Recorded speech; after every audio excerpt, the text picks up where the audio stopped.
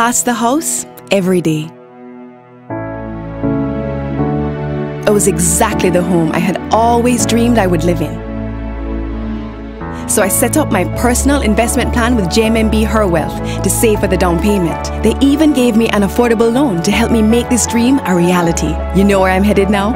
I'm on my way to pick up the keys. That's right, I'm a homeowner and it's my dream home. JMMB understands. That's why we created JMMB Her Wealth, to make women financially stronger with a complete package of financial solutions for your life goals. Text WOMAN to 822-JMMB for more information. Your best interest at heart. The Manchester Chamber of Commerce has accepted responsibility to play a leading role in the development of the socio-economic conditions of Manchester, and by extension, to contribute to creating a more dynamic and prosperous Jamaica. To this end, we have embarked on a number of initiatives to achieve this goal, which may not be achieved in 1 or 2 years, but to achieve, there must be a start. And we endeavor to make Manchester a place of choice to live, work, and play. We think of ourselves as becoming a major contributor to the economy of this country. And these initiatives will help to position the Manchester Chamber of Commerce as a significant contributor or stakeholder in Jamaica's growth plan. We have set some ambitious goals, and it will not be an easy task achieving them.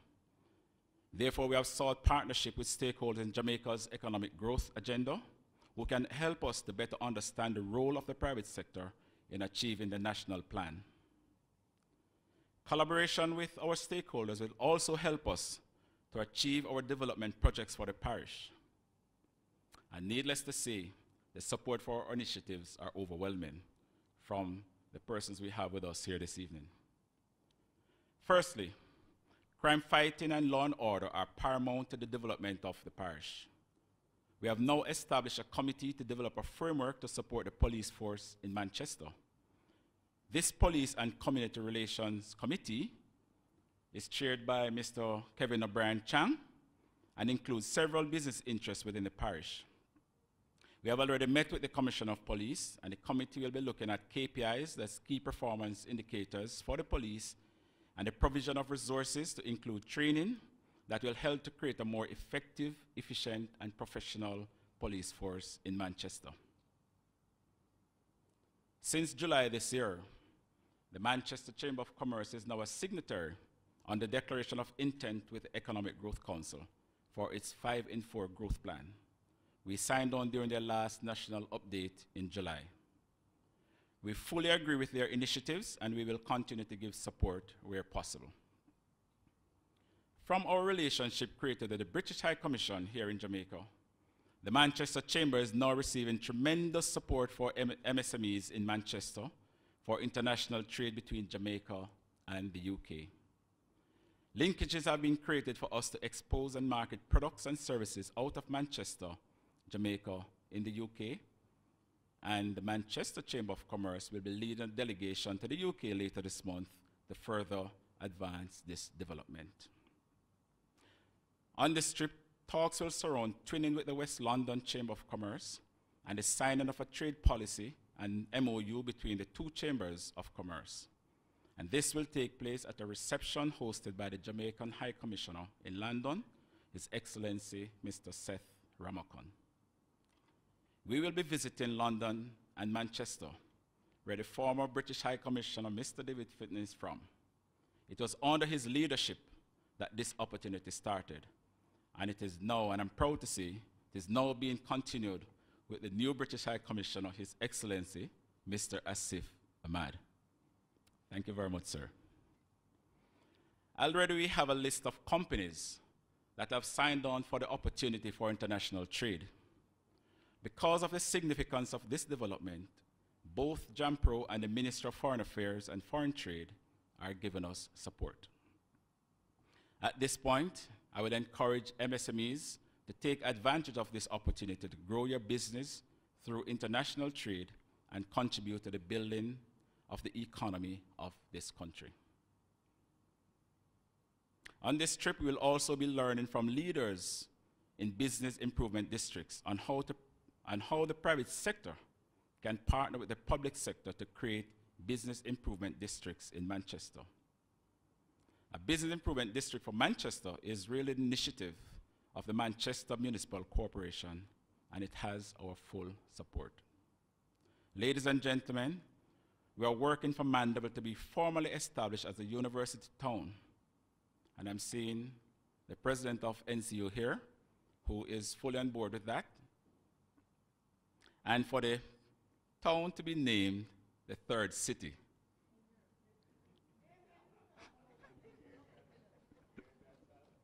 I have to pause to look at the costos. You see, when we are a city, we attract investments. Yes, it's people look and say, boy, that's a place we can go and set up some business. So we're having discussions with the UDC, and we're hoping that Mandeville will be named the third city of Jamaica. So we're inviting everyone to support us on our efforts, right, to bring life and economic activities to our parish. I did introduce to you the British High Commissioner, and I would like to say welcome to Jamaica, welcome to Manchester, and please feel at home, sir. And you can come here anytime. All right? Thank you, ladies and gentlemen. And at this time, I do invite His Excellency to address us. Well, Honourable Custis, the Manchester Chamber of Commerce, representatives from the World Bank and the IMF, and thank you very much to each and every one of you for joining us today. This is my second month in Jamaica, and when I was asked whether I would like to attend this gathering this evening, I jumped at the opportunity because it turned out to be my very first venture out of Kingston. For me, this was an opportunity. For me, this was an opportunity to really see the country, and you get to know a country better by actually getting out of the capital and moving around and actually seeing what other places look and feel like. And I was saying to a smaller gathering before that I already got a sense of the buzz of this place. Many of them evoke memories of my own home country. The names are familiar, but also the architecture and simply the way in which people are interacting gave me a clear sense that this is a place where things are going to happen. The task that I face over a 4-year period is to really understand the country better and to make the most of the linkages that we have over many years, but a modern future that we can help to create. And what are the reasons for creating that sense of optimism? Well, firstly, praise is due to Jamaica itself. Having gone through a difficult transformation of getting its finances in order, restructuring the economy. Some of it has caused pain to people in terms of livelihoods and jobs, but on a sustainable basis, I commend what this country has achieved through successive administrations. And the UK, of course, funds and is a founding member of the World Bank and the IMF, and at times we've been at the other end of that medicine as well in terms of our economic largesse. But I'm grateful enough to say that with the help and advice of great institutions like that, we made an early decision in the UK to take our own medicine in terms of getting public expenditure under control, generating jobs, keeping our growth rate back on track, and increasingly becoming more in charge of our own destiny, which underlines the reason why we will be leaving the European Union after a period of negotiations are over. Is that a challenge? It is a huge challenge, but it is also an opportunity, not just for the United Kingdom, but it is actually an opportunity for Jamaica. And when the Chamber takes its visit to the UK, you will understand what I mean, that yes, there's anxiety, there's a huge desire to reconnect and go beyond Europe.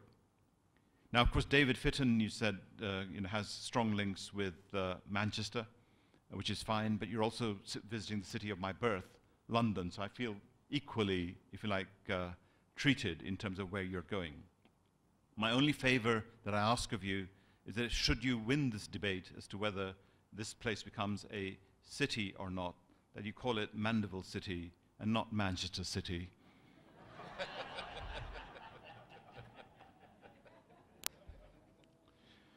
In terms of the opportunities that are there between our two countries, there are many, many reasons for doing so. First and foremost, there are 1 million reasons for doing so. Why do I say 1 million? Well, if you take the number of Jamaicans who have made the UK their home, either through their heritage or by birth or by migration, that's 800,000 of that. The rest are British citizens who live and work here or come here as tourists. So if there are 1 million interactions of one description or another between our two countries, we start on a basis that very few countries can match. Secondly, it is not just about big business. Yes, we have some huge companies, some of whom have been investors here, some of whom continue to do business here, but the real lifeblood of the British economy has been small and medium-sized enterprises. And my engagement with that segment of the British economy goes back a long time, 18 years as a banker, 3 years as an advisor to small businesses in Hackney, Islington, and the City of London. I understand from first-hand experience what it is like to deal with growth and difficulties. And sometimes, ironically, it is a big order that creates problems for a small business, not the lack of business, because that means capital investment, taking risks, finding funders, and all of that goes with it. But we have proven that the lifeblood of a growing economy is the SME sector, and we want to work with those links. And I'm sure that when the delegation travels to the UK, you will forge those links. But it is also about creating the right economic conditions in both countries. And this is where the IMF and the World Bank and this discussion comes into play, which is if the macroeconomic picture is weak, if public finances are out of control, if business regulation, the ease of doing business, and all of those things that businesses talk about are not there, or are in a state of disrepair, businesses have a choice, and they will vote to do business elsewhere. I see no reason why Jamaica should not be part of a relationship where business is actually done here. Education you've talked about. It is something that we care about a great deal, and I commend the fact that people are willing to invest in this sector here. We are playing our part too, and each year we fund students from Jamaica to go and study in the UK under the Chevening Scholarship Programme. And this year, my first official engagement as High Commissioner was to wave farewell to 14 of your brightest students who are going to spend a year in the UK. They've made a pledge, because they have to return to Jamaica and then make a contribution here. They've chosen their course of study. We just believed in their passion. And as I speak now, we are recruiting the next batch. So if you feel like applying yourself, or you know of somebody bright and capable within your ambit of friends and employees and connections, please ask them to look into Chevening scholarships until the November deadline comes in, because I'd like to send another 14 or 15 next year and carry on this tradition of investment. There's some tough things we're dealing with as well, because you've talked about security. A lot of our aid expenditure here in Jamaica is focused on the security sector, cooperating with your constabulary, with the Jamaican Defence Force, the National Security Advisor, and the National Security Minister, and others. But the one thing I said to your Prime Minister when I made my initial presentation of my letters to him was that we are going to treat Jamaica with respect. We respect your sovereignty. We will have to shed some of our, perhaps, arrogance from our past and really move to a modern agenda. It means working with you on areas where our interests converge. And that is where I think we'll make most progress. And I see increasing convergence on areas that we care about, whether it's climate change, whether it's secure borders, whether it is dealing with the banking sector, which is facing the challenge of de-risking and possibly falling out of the international banking system, whether it's climate change, and really the hurricane season has reminded us rather painfully in the Eastern Caribbean of what that can actually do. There are many other issues that I can talk about, but the commitment I can make to you now and over the next 4 years is that we will engage, we'll work with you, My initial task is to learn and understand how this country operates, to get a sense from business people what they see as the challenges and opportunities, and to make this pledge that the UK will remain open. We will rekindle our relationship with the Commonwealth. That is why we're hosting the summit in April. And you have nothing to fear as we leave the European Union, because at the absolute minimum, the advantages that you have now will continue, but we will want to be able to exploit the freedom to talk to you directly and improve our linkages and connections. I see great opportunities for a country that speaks a common language with an interesting accent, and I mean mine. I know we start with a framework of a law where there's a common heritage. I know we have many shared values, which includes the respect for human rights and many other things. And I think as business people, when you interact with us, I think you do so with a head start. We have a lot to do and a lot to achieve, and I hope that you will welcome me back again, as you have done today, to this wonderful place. And my promise is to return, but to see real progress in the things that we've talked about. Later on, you'll hear about many more serious things, but the important message that I want to leave with you is that the experience you've had may have been difficult. It is something that was essential, and I hope that this current administration, any future administration, will learn from mistakes of the past and really turn this country into what it deserves to be, which is really a regional hub of excellence, whether it's in logistics or as a holiday destination, but also a place where ideas are generated and shared. The brand value of Jamaica is actually stronger than you imagine it to be. And it has been developed over many, many years. And when I spoke to your High Commissioner, Seth Ramakan, on Independence Day, and when he hosted Jamaica House, when I saw your athletes run in the World Championships, if you mention the word Jamaica to a foreigner, there is almost nothing other than totally positive attributions.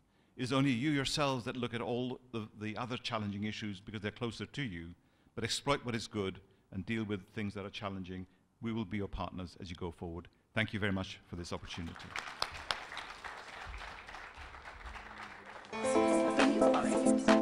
Donna! Hi, Sophie. You getting through? Of course, I'm always well taken care of at JMB. I brought my friend to set up her plan. Donna, Hi. It's been so wonderful.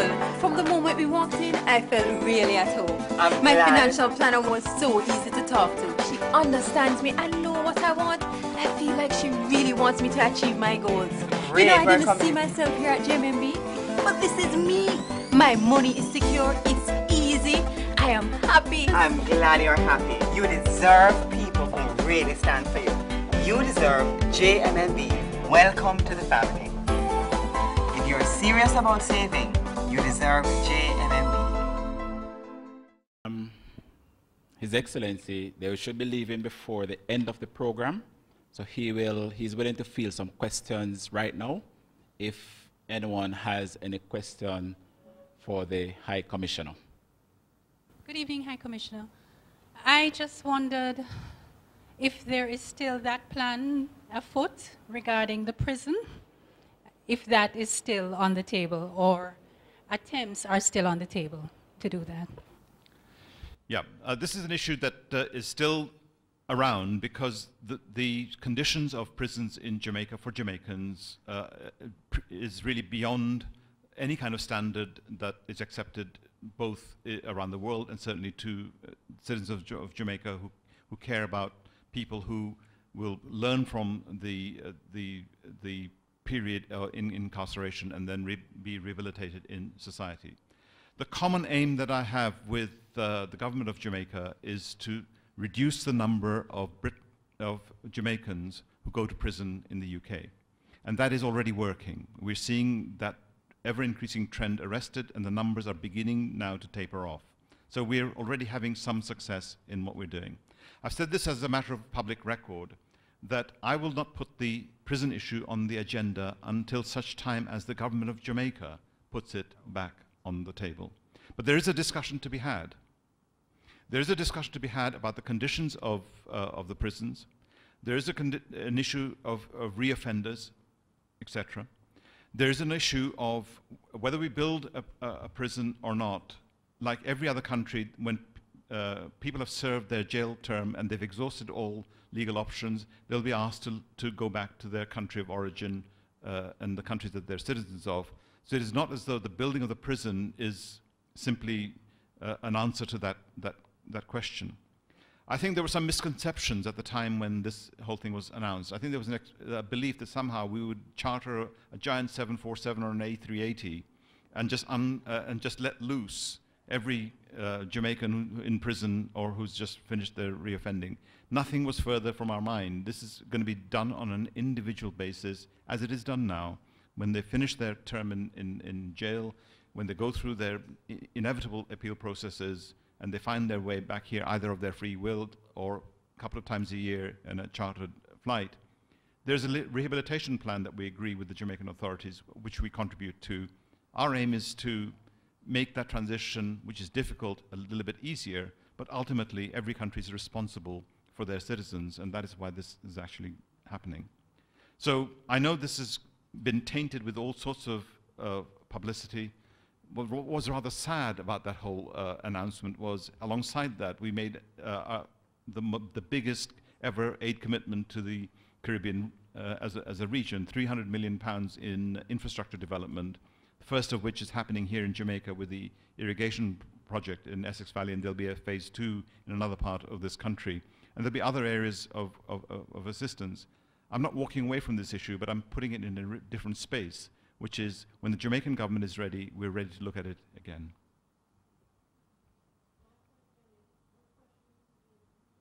However, my question is, what happened to the Jamaicans in England that spend 15, 20 years there, have children? Will they be deported? The people who are deported to Jamaica are not sort of picked up off the street and then handcuffed and just sent here, and that's the beginning and end of the story. There are laws in our country, there are processes in our country, there are lawyers who work with each and every applicant until the point at which all of those are exhausted. It is then that they are sent to Jamaica. I think it's because of the strong historical connections between Jamaica and the UK that this issue is prominent and is talked about quite a lot. In terms of absolute numbers and frequency of deportations, ours is tiny compared to the number of people who are returned here from Canada and the United States. Those go into hundreds and thousands and are growing. Ours is 30 to 60 people a year. Sir, I'm not really asking a question. I just want to make a comment. I'm not one of those interested in the prison. I'm one of those advocating for our reparations. And I know you will have a chance to speak with your principal about that. And I'm happy that scholarships are being provided, and that's, to me, is interest on the principal. Good evening, High Commissioner. Gabrielle Thompson from NCFM News. Earlier you mentioned areas where both our countries' interests converge. You mentioned banking sector, climate change, and security sector.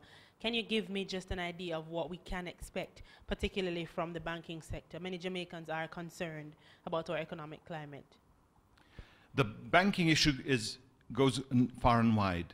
Domestically, I think the taxation of banks, which came under the IMF regime, had its impact, but I think it's been prolonged to a point where for fiscal reasons, the government of Jamaica sees this as rich pickings. But there's a danger that the flow of capital and loans will be strangled and reduced if profits and banking are seen as inconsistent. You need to have a profitable banking sector so that they can release funds by way of credit, etc. But that is something really for Jamaica itself to resolve. The UK does not have a national interest in this. Where we have a national interest, and I know Jamaica's interest at heart, it is what has been happening progressively as banks de-risk themselves, international banks. When I was a banker many moons ago, the nearest I came to this part of the region was for board meetings in the Cayman Islands and the Bahamas. That does not make me an expert in the situation in here, but it gives me some professional insight as to what can happen when banks make decisions. through no fault of its own, Jamaica finds itself in the crosshairs of a bigger issue, which is the breaking of laws as the United States sees it in terms of dealing with countries that are on their prohibited list, dealing with money laundering, terrorism finance, which we are part of. And in that endeavor, knowing your customer and looking at risk has become so focused that some international banks simply took the decision that countries like Jamaica and the Caribbean are simply not worth the risk of doing business in. The revenues are relatively small for them, and the reputational hit of something going wrong is high. And they've simply walked away. But it didn't sadly stop there. It started then with banks selling off their operations here and then starting to abruptly cut their correspondent corporate and personal banking relationships with individuals and companies here in Jamaica and other parts of the Caribbean. This is an issue which my minister discussed with him before I came here. By complete coincidence, he's also called Ahmed, but he's a Lord. He's a Lord Ahmed. By another complete coincidence, we worked for the same bank for many, many years, though I predated him. His tasking of me, amongst many, was to help Jamaica, in particular, overcome this problem of being thrown out of the international financial system. I've spoken already to 2 of the banks in Jamaica, and we're making some really good progress in finding a mechanism of having a sustainable solution where basically a bank from Jamaica or the Caribbean can step up and be its own solution in establishing an operation in a place like London and then offering their services to similar banks who've been blighted. Why does the British government have an interest? A, we want a healthy financial system. B, London is an international financial system and we cannot have the Caribbean out of it. Thirdly, the people-to-people links that I've talked about means that pensions, remittances, and ordinary transactions between businesses will become increasingly difficult if we don't solve this problem. We will work with Jamaican banks, the central bank, the finance minister who I spoke to about this issue only yesterday, and see if there is a pragmatic and practical but sustainable solution to this issue. Good evening, everyone. I am Monique Ingram, and I'm the chairman and founder of CHANCE, a creative intervention program which seeks to utilize the creative arts as a tool to rehabilitate delinquent and deviant students in schools. So teachers and dean of disciplines would send their students to us during the duration of their suspension or expulsion program for us to utilize different modalities such as the creative arts, manual labor, military academics, tutoring, etc. So the more invested I got into this, the more I realized the lack of educational exchange programs in Jamaica. So I'm wondering if a part of your mandate, if you'd include education as education exchange program in which students can travel to the UK students will travel here as well, not just for tertiary, but secondary students, because I find that many of my students, because they come from low-income homes, they're not aware of different education opportunities, career opportunities. So I find that having a program that takes them across the different boundaries of just Jamaica to other countries will kind of expand their boundaries of academic reach and career reach. So are you interested in any academic educational exchange program, sir? When you first started speaking, I was a little bit afraid because I thought you were going to bring back my school record as a delinquent student. Trust me, I was pretty well behaved as a student. But more seriously, alongside the British High Commission in Jamaica, we have our own organization, the British Council. Now, many Jamaicans I've spoken to asked me, is the British Council still around? Because they remember, like I remember, when I was a 6-, 7-year-old kid, going to libraries, looking at books. My first introduction to the arts, etc., was actually through the organization, the British Council. Well, the British Council is not only here, they've now got a new lease of life, and their focus actually overlaps at least 2 of the issues that you've already mentioned. We now have a new head of arts. We also have a new head of education. There are other things that they're doing also in social enterprise and other areas of work, but we see the value of using art in many ways, not just in a healing process, but also as a business in itself. If you look at the creative industry in the UK, it is one of our most successful exports. It is also one of Jamaica's classic exports. And when I talked about Brand Jamaica, a lot of it has come through your cultural profile around the world. The other area I already mentioned the Chevening Scholarships, which is a dedicated scholarships for masters. Individual institutions in the UK offer scholarships and exchange programs. It's not something that the government of the UK offers for, unless there is this very specific program that is time-bound. I suspect if you look more closely at what the Commonwealth is doing, and because we're hosting the Commonwealth Summit and the Commonwealth Heads of Government in meeting in February, out of that you may see some outcomes that under the umbrella of the Commonwealth, there'll be more of these gatherings. And should one of the countries in this region host one of those Commonwealth ministerial meetings, you'll see the benefits of that coming as well. And I have a feeling that Jamaica made a bid to host the Commonwealth Youth Ministers meeting. I'm not entirely sure whether that bid was successful or not. But I want to take you to a slightly different space also, which is that a lot of the space that you're talking about now has gone beyond the physical art. It's gone into the digital art, an exchange of art in a very different way. And that's far more commercial too. This is something we have expertise in, and I know there's a lot of capability here as well. And I'd like to encourage some of that activity as well as you go forward, which is how can people use art in a digital age and turn it not only into a pastime or something that is productive socially, but also is revenue generating in terms of creating business opportunities. I think there are many. Over here, I was talking to a few people who are already exploring a version of e-commerce through a web-based selling platform.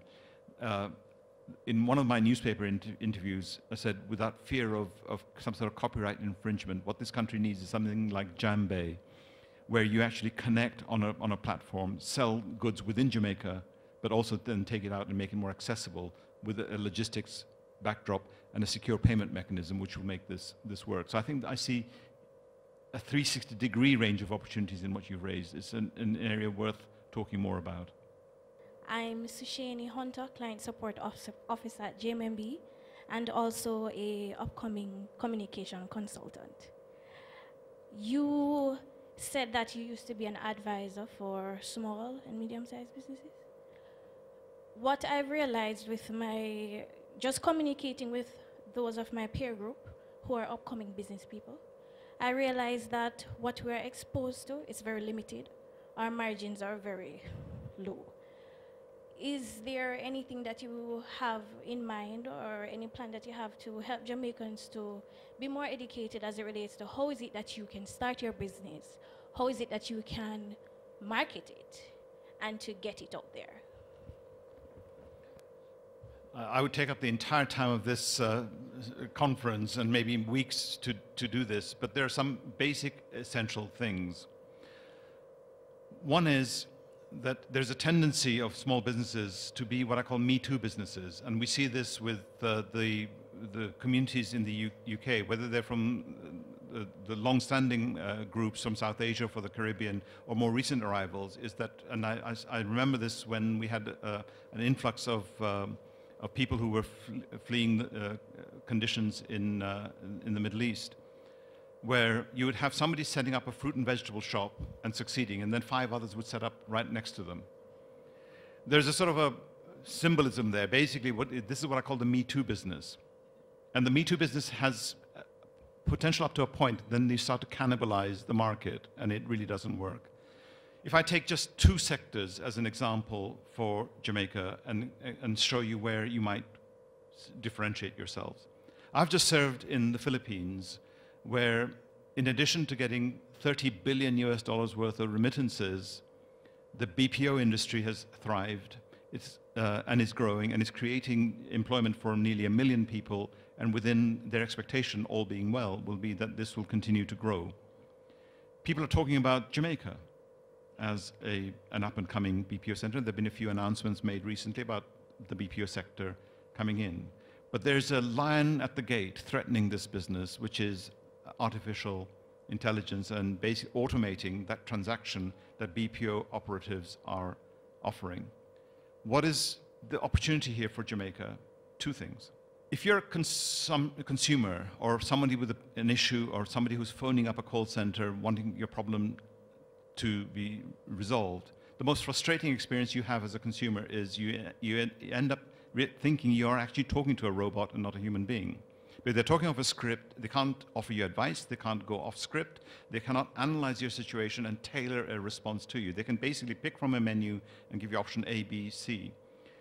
The value added from BPOs in the future will be people who can really become genuine value added advisors. That requires knowledge, dexterity with the language, intellect, and a service culture. Jamaicans have many elements of those, but I think it needs to just elevate itself one step above to be intelligent BPO operators, not be overtaken by artificial intelligence. But press 1 for answer A, press 2 for answer B is really not a future that young people in Jamaica should be looking at. The attrition rate in that industry is huge. Most of the BPO call centers in the Philippines lose 30 to 40% of their employees in a year. It's not a sustainable model, but I think the value-added model will thrive. The second one is also related to value-added, but it is in the agribusiness sector. The coffee situation, which is developing over the last few hours and days, is a real wake-up call, not just for Jamaica, it's a real wake-up call for any country that has relied on primary agriculture and a commodity. Unless you do your own value added in terms of branding, in terms of customizing, processing, and flexibility and delivery, you're going to have the coffee experience similar to other experiences that other countries have had in just falling into this trap of being vulnerable to middlemen, to market forces in a different way. I think when I talked about Brexit and the fact that the UK will be negotiating trade deals on its own, there's no reason whatsoever why Jamaican poultry industry can't come to the UK with value-added products.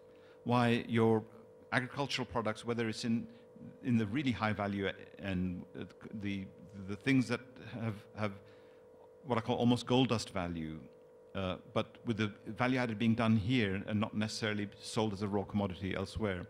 These things have not really happened in Jamaica on a sustained basis. There are good examples, and we were just talking about the way in which one or two businesses here have invested in branding, invested in products that are unique in the pepper industry, for example. But those are good niche products, and there's something to be learned from that. But if for every SME that is willing to look at this process, look at what Thailand does, which is the other country that I was ambassador to. As we speak, Thailand has the capability of getting from farm to the shelf, priced and ready to sell in our supermarkets, their goods within 48 hours. What have they got?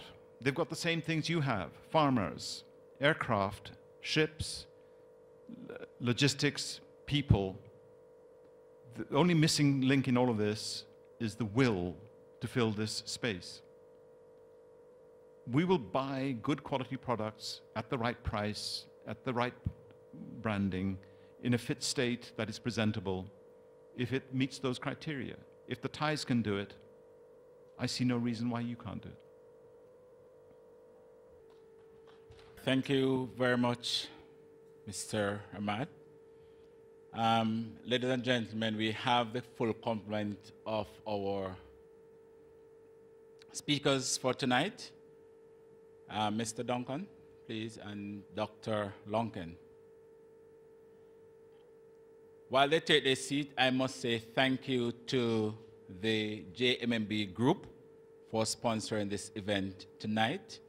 That team, or that crew, is being headed by Miss Simone Thompson, the Thomas branch manager of the Mandeville branch. May we give them a round of thank you. I now invite Miss Althea Scott Jones. She is the general manager of the Revenue Service Center for Mandeville. That's a branch of the TAJ, to introduce our speakers for the night. Ms. Scott Jones. Costas Saliportius, His Excellency Mr. Hasif Hamad, wife and deputy, and members of the team, Mayor Donovan Mitchell, other distinguished guests, members of the head table, ladies and gentlemen, boys and girls, good evening. I'm seeing young children in the midst, thanks. The pleasure is mine to introduce to you our speakers, including our keynote speakers for this business forum. I will start with the lady in red, Miss Carleen Francis. Miss Carleen Francis joined the World Bank Group as Operations Officer in July 2016. She's responsible for coordinating the entrepreneurship program for innovation in the Caribbean, EPIC, and supervises program under the growth pillar of the World Bank's portfolio in Jamaica. She is the co-task team leader for the Youth in Animation and Digital Industries project, member of several project teams, and contributes to strategic discussions on the World Bank programs with the government of Jamaica and the international development partners. Ms. Francis, a Jamaican national, has extensive experience in the private sector, public sector, and international financial institutions. Her core areas of expertise are in information and communication technology, ICT, and entrepreneurship. Prior to joining the World Bank, she managed complex regional projects and programs funded by the World Bank, Interdevelopment Bank, IDB, Canada, and the Caribbean Development Bank, CDB, in 15 Caribbean countries. Whilst at the IDB, she was a technical lead for the design of 4 ICT projects and supervised several projects in the Jamaica portfolio. As a senior director in the government of Jamaica, she was responsible for the ICT portfolio and led the development of national and Caribbean policies and strategies. Ms. Francis holds a MSc in Computer-Based Management Information System and a BSc in Computer Studies, both from the University of West Indies. She is a project management professional and has a postgraduate diploma in public sector management. Mr. Keith Duncan, our keynote speaker, is the Group Chief Executive Officer at the JMMB Group of Companies and has responsibility for the overall performance and strategic direction of the group. A true visionary and strategist.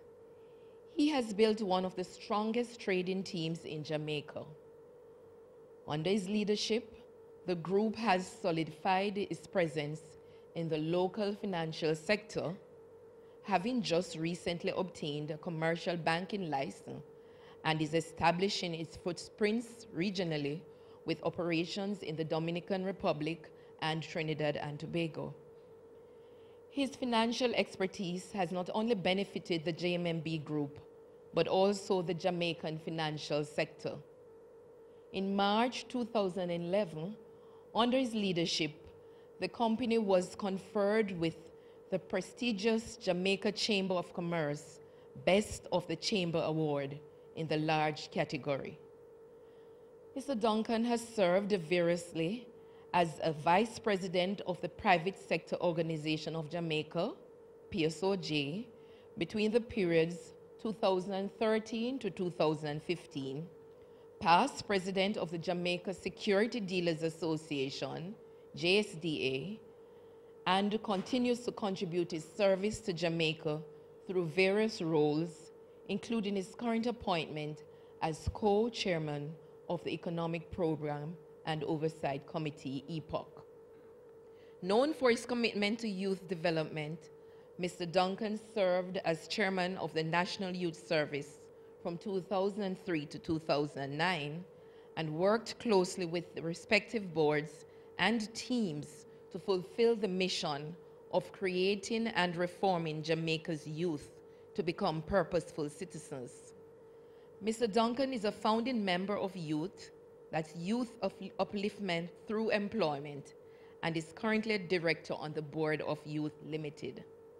He's a chartered financial analyst and holds a Bachelor of Arts degree in economics from the University of Western Ontario in Canada. Dr. Constant Lonken Nguana. He is a Cameroonian national, is the International Monetary Fund IMF resident representative for Jamaica since 2016 July. He joined the IMF in 2010 through its Young Professional Program and has worked in the African Department, the Institute for Capacity Development, and in the Fiscal Affairs Department. During 2014 to 2015, he was a fiscal economist on the IMF Jamaica team. He has also participated in IMF technical assistance to Jamaica and Malaysia, as well as at the IMF Singapore Training Institute. He was, until moving here to Jamaica, the fiscal economist on the IMF Indonesia team. His work in the fund has also covered other countries, including Germany and Japan. Dr. Nguana's recent research has covered a range of issues, including the interaction between monetary and fiscal policy, fiscal anchors and risk, the political economy of energy subsidies, and the use of dynamic general equilibrium models in policy making. He holds a bachelor's degree in mathematics from the University of Yaoundé in Cameroon, a master's degree in international economics and development from the Economics School of Louvain, Belgium, and a doctorate in economics from the University of Montreal, Canada. Before joining the IMF, he was a lecturer at the University of Montreal and also served as statistician at the National Institute of Statistics of Cameroon. Ladies and gentlemen, I would like you to give our speakers a round of applause. Thanks.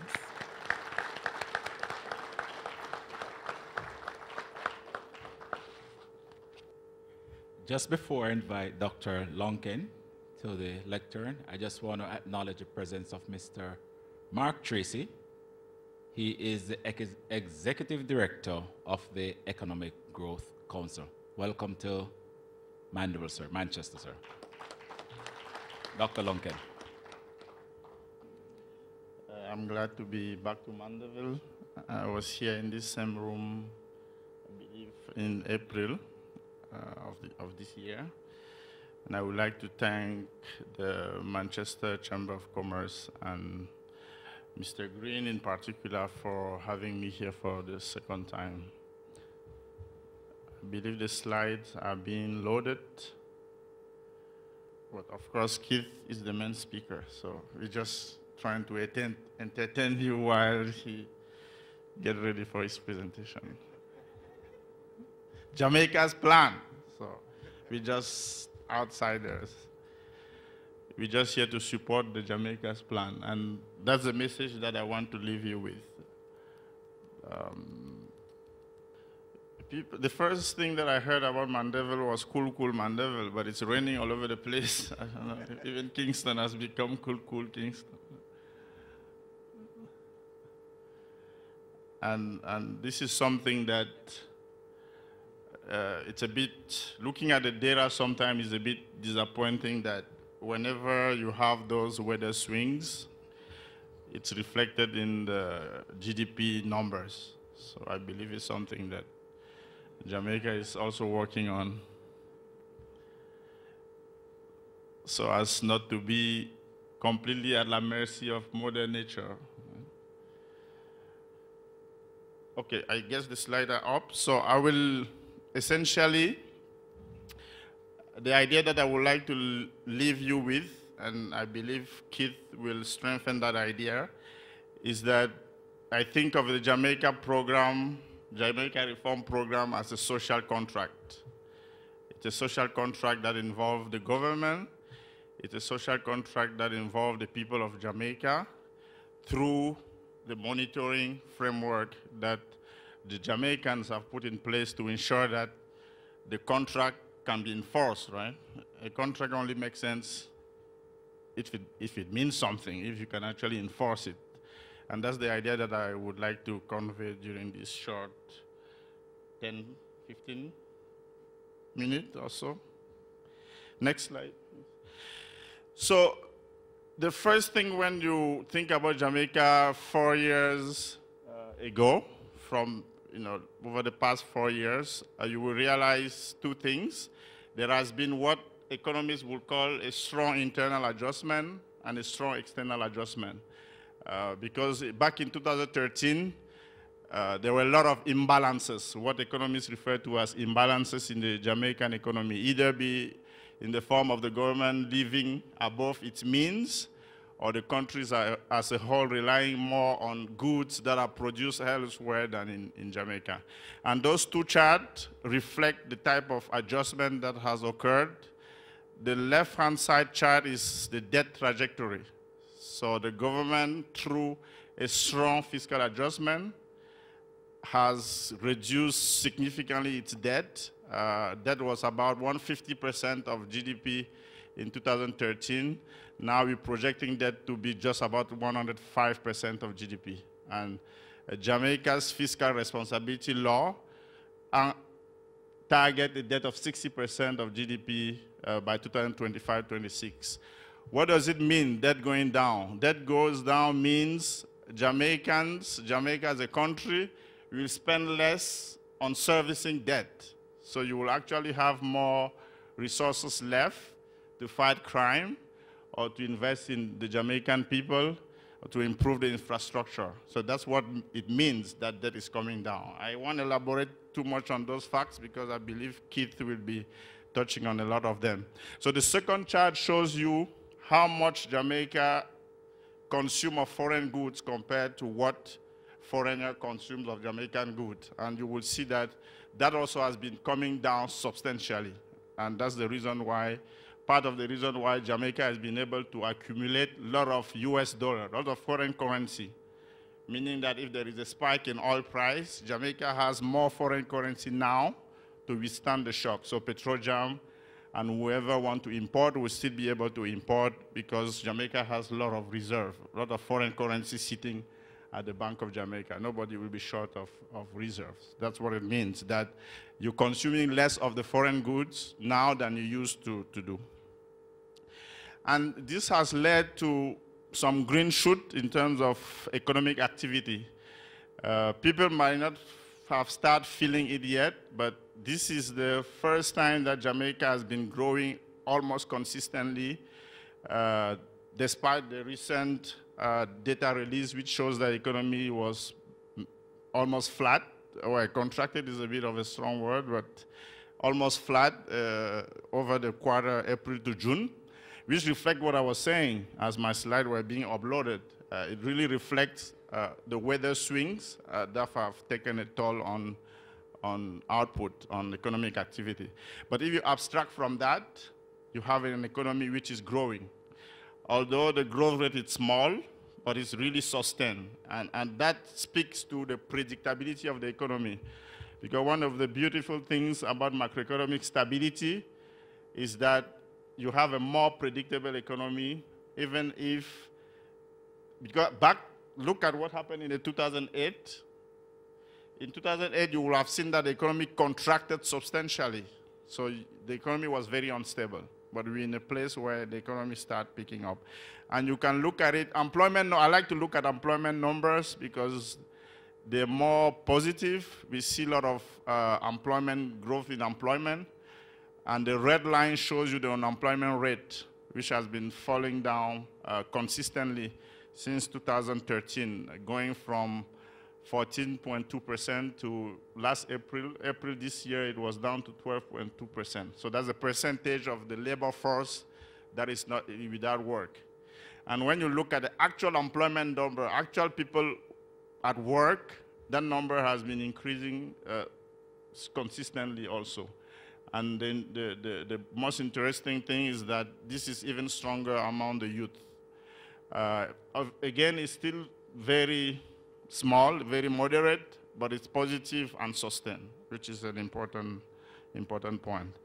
And Keith will certainly testify that we're in an economy now where the government, instead of crowding out private sector, because what happened in the economy when the government used to borrow a lot, there was very little left for the private sector, right, for businesses and consumer. We reach a stage where the government financing needs, the government doesn't need to borrow as much, or literally not, which means that there is a lot of space for the private sector to borrow and to expand. Of course, there is a lot of discussion about spread. Although still high, they are coming down. So that's a positive news for businesses and for consumers. Now, one of my preferred story for Jamaica is when I see the Jamaican government issue a paper, if the Jamaican government want to borrow, the interest that international market shows vis-a-vis Jamaican papers is impressive. Jamaica is now borrowing at rate, the government of Jamaica is borrowing internationally at a rate that is much lower than some of the major emerging market economies. The latest data that I saw show a 0.5% interest rate lower than major emerging market, which is a big achievement. This means that international investors are buying into the Jamaican story. And that's a testimony of the type of commitment and the type of sacrifice that the Jamaican people have put to the fore. And really, to me, that's the key, is that the Jamaican program is not about X or Y, it's really the entire society rallying around the reform program, what I would call a strong ownership of the reform program by the Jamaican people. Now, I think of it as a social contract, the reason being that the terms of the contract are very clear. I think the Jamaicans have come to a situation where they all realize that there were significant obstacles to growth in the economy, and they all rally around this common objective of consolidating, adjusting their fiscal houses, and to embarking in the structural reforms that will kickstart growth. So I think it's fair to say that many Jamaicans, or most Jamaicans, have signed off on that, and that's what I call the terms of the contract. So everybody is involved in the contract. You can think of government workers going through wage restraint, simply because the government needs more resources to allocate to infrastructure spending, fighting crime, and all the other things that Jamaica need to fix. You can think of banks. You remember that at the start of the program in 2013, there was a debt restructuring, meaning that banks were hit by the reform at the very start. There are taxpayers contributing their fair share in terms of taxation. So it's really a broad-based ownership. Every Jamaican has signed off on that. And of course, when you sign a contract, you have to make sure that all the parties play their role, right? So Keith is at the head of the EPOC, which is one of the monitoring device that the Jamaican have to ensure that the government meet its commitment vis-a-vis the Jamaican people. And of course, acknowledging that macroeconomic stability and fiscal and monetary target alone, though necessary, are not sufficient for growth and job creation. The monitoring framework has been expanded to include the Economic Growth Council, and we have Mark here, and to include the Public Sector Transformation Oversight Committee. So, and I understand now Security POC for security. So we have a broad set of monitoring bodies, independent monitoring bodies, that check what's happening with the commitment of the government, and most importantly, report to you and then you can hold the government accountable for if one of the commitment was not met. I also would like to leave you with the idea that this is beyond IMF test. So it's not about IMF test, although giving the stamp to the reform program also improve the visibility internationally, but it's really a Jamaican program, and it expands well beyond the fiscal and monetary targets. It's a program about the Jamaican people. If people feel unsafe, it's clearly not only an economic issue, but it's also a social issue. So it's a far-reaching program, and it's interesting that the Jamaican have signed off on. It's interesting to see how much sacrifice the Jamaicans have put on the table, and I believe that if the reform momentum is sustained, Jamaica is on the right path for higher growth and lifting the living standards of the Jamaican people. Now, the voyage is in train, right? There are a lot of things that are still need to be done. Building on the foundation of macroeconomic stability, which is now entrenched. You will have seen that across two administrations. And believe me, it's not something that we see everywhere in the world. We see very few instances where you have a smooth political transition and a commitment to reform that remain unshaken. So that's something which speaks to the maturity of Jamaican democracy and the strength of the institutions. But of course, there is still a lot to do beyond macroeconomic stability. There is the public sector transformation, because there is one thing about reducing debt, but there is also one thing which is how your spending composition look like. Just like a household, right? I mean, you want to know how much to spend on your kids' education, how much to spend on the fridge, on the car, and etc. In the case of the government helper and all of that, in the case of the government of Jamaica, there's still a need to allocate less to wages, to paying public sector workers, and more to social spending. And I'm sure we hear a lot about social spending in a little bit.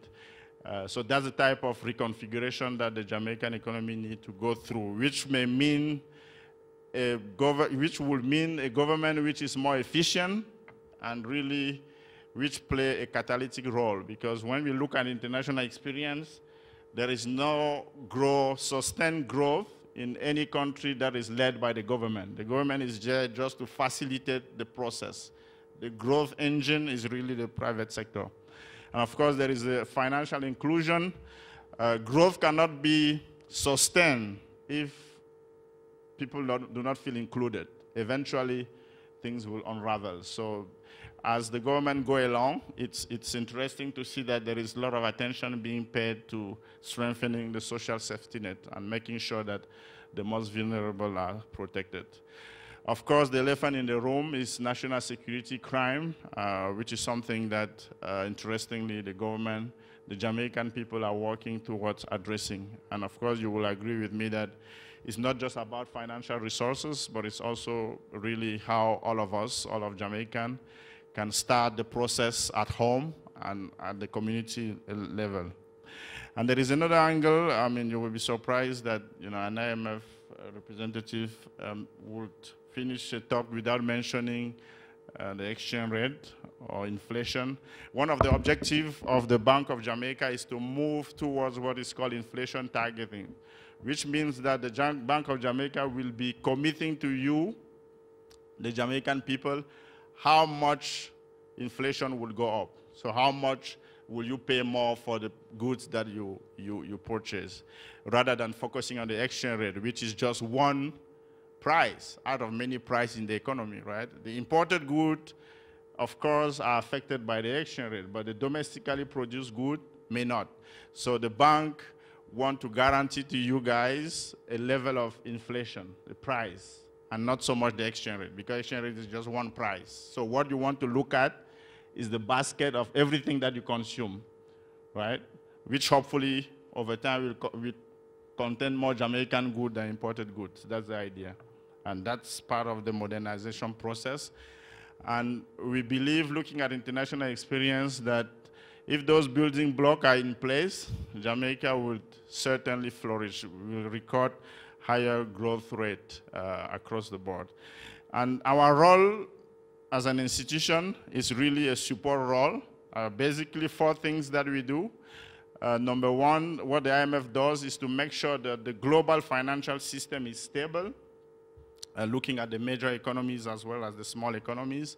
And I think that also helped Jamaica, because you may recall what happened in 2008. If something big happened elsewhere, that will affect Jamaica. And you saw the contraction that the Jamaican economy went through in 2008, 2009 is because the global financial system was not stable. So in that sense, we want to think of us as architects. So we protect the integrity of the global financial system.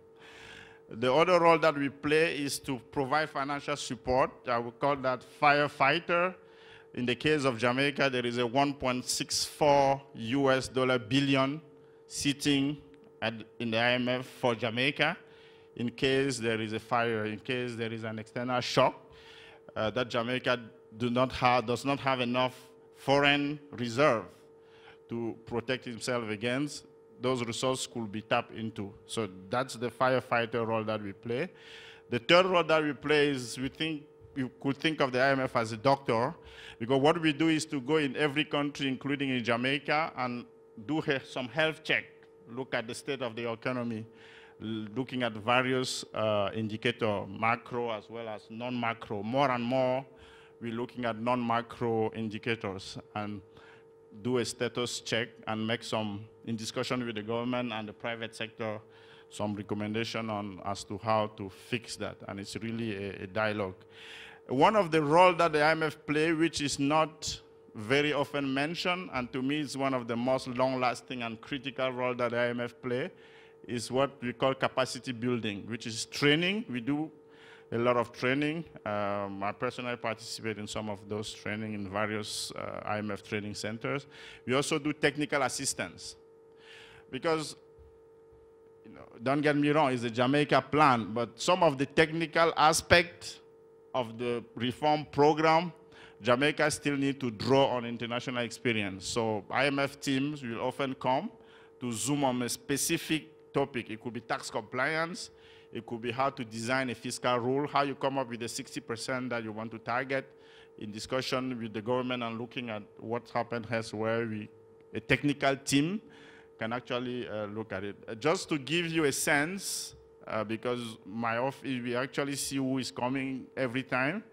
From January this year, we hosted at least 20 IMF missions coming from Washington for specific work in specific area, which goes from tax administration to public financial management to monetary policy operation. It's a huge infrastructure.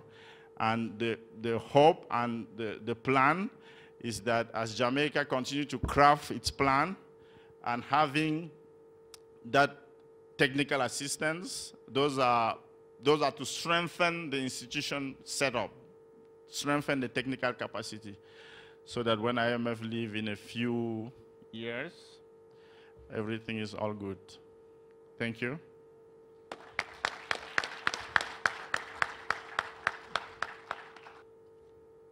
Good evening, His Worship Mayor, Mr. Donovan Mitchell, Sally Portius, Custos of Mandeville, Superintendent Wayne Cameron, His Excellency Mr. Asif Ahmad, Chair of the proceedings, Mr. Garfield Green, Dr. Yonken Nuana. Normally I call him Constant, I can't pronounce his name, so I'm trying tonight. And Mr. Keith Duncan. It's indeed a pleasure for me to represent the World Bank here tonight. How many people know about the World Bank Group? Just a show of hands. Okay, that's great. So on behalf of the World Bank, I'd like to make a presentation that shows that Jamaica's plan is indeed the World Bank's plan, and it's our plan. So if we could advance the slides, please.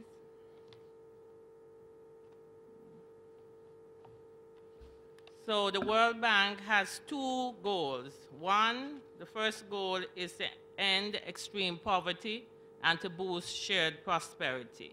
We do this by working in every major area of development. We provide a wide range of financial products, technical assistance, and we share our knowledge and experience with countries so that they can solve problems.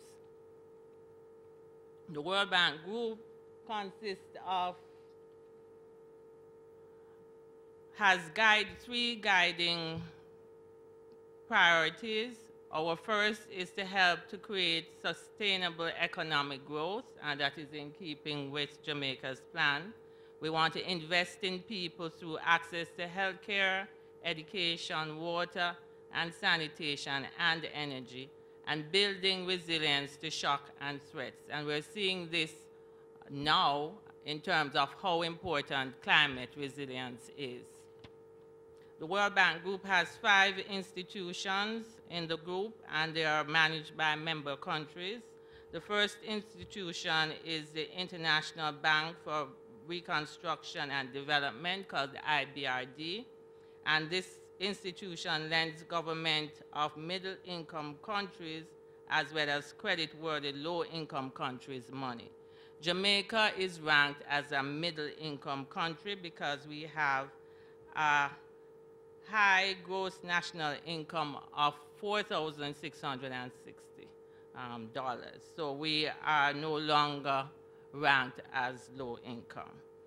The International Financial Corporation is the largest global development institution in the world that is exclusively focused on the private sector. The IFC finances investment, mobilizes capital in the international financial markets, and provide advisory services to businesses and governments.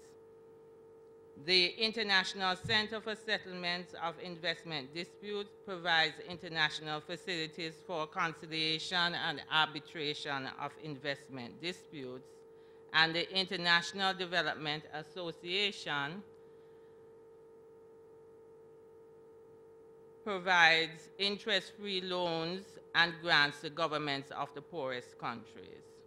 And finally, the Multilateral Investment Guarantee Agency offers political risk insurance guarantees to investors and lenders. In Jamaica, you can go back.